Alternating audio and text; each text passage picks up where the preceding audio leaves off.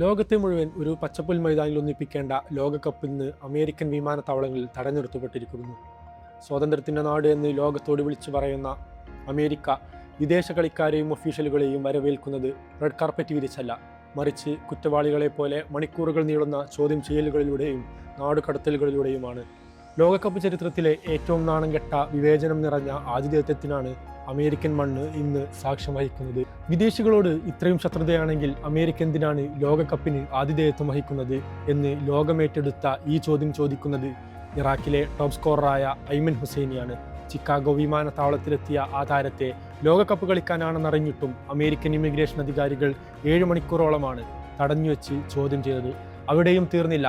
ഇതേ വിമാനത്താവളത്തിൽ വെച്ച് ഇറാഖിൻ്റെ ഒഫീഷ്യൽ ഫോട്ടോഗ്രാഫറെ 10 മണിക്കൂറോളം നേരം ചോദ്യം ചെയ്യുകയും പിന്നീട് രാജ്യത്ത് നിന്ന് തന്നെ നാടുകടത്തുകയും ചെയ്തു. വിവേചനത്തിൻ്റെ ഏറ്റവും വലിയ ഉദാഹരണം നമ്മൾ കണ്ടത് അടുത്ത ദിവസമാണ്.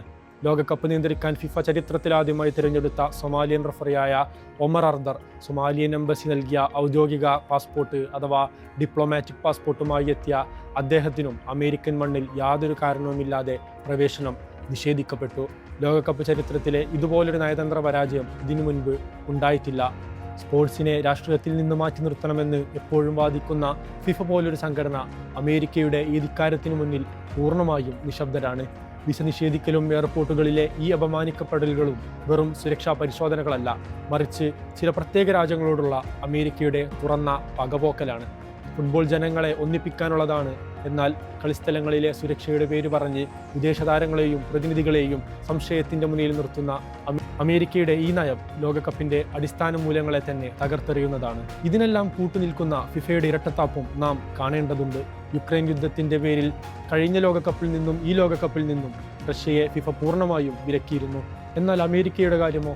ഒരേ സമയം ഇറാനുമായി യുദ്ധം തുടരുകയും ചെയ്യുന്ന അതേ അമേരിക്ക തന്നെയാണ് യാതൊരു വിലക്കുമില്ലാതെ ഈ ലോകകപ്പിൽ കളിക്കുന്നതും അതിന് ആതിഥേയത്വം വഹിക്കുന്നതും.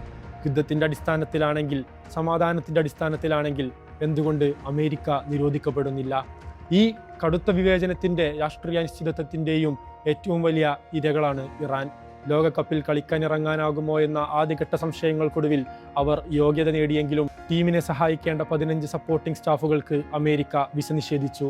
ഒപ്പം നയതന്ത്ര പ്രശ്നങ്ങൾ കാരണം US-ൽ ക്യാമ്പ് ചെയ്യാൻ കഴിയാത്തതിനാൽ മെക്സിക്കോയിൽ താമസിച്ച് കളി ദിവസം മാത്രം അതിർത്തി കടന്നെത്തേണ്ട ഗതിയിലാണ് ആ ടീം ഇന്നുള്ളത്.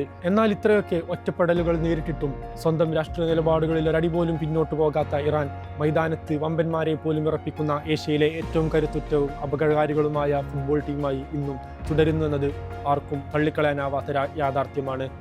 ഒരു വശത്ത് പന്തുരുളുമ്പോൾ മറുവശത്ത് വിസയുടെയും ഉപരോധങ്ങളുടെയും പേരിൽ അമേരിക്ക കളിക്കുന്ന ഈ വില കുറഞ്ഞ രാഷ്ട്രീയ നാടകം വടക്കേ അമേരിക്കൻ ലോകകപ്പിൻ്റെ ശോഭ പൂർണ്ണമായും കെടുത്തിയിരിക്കുകയാണ്. ഫുട്ബോൾ ഒരു രാഷ്ട്രീയ ആയുധമല്ല, അതൊരു വികാരമാണ് എന്ന് അമേരിക്കൻ അധികാരികൾ ഇനിയെങ്കിലും മനസ്സിലാക്കേണ്ടതുണ്ട്.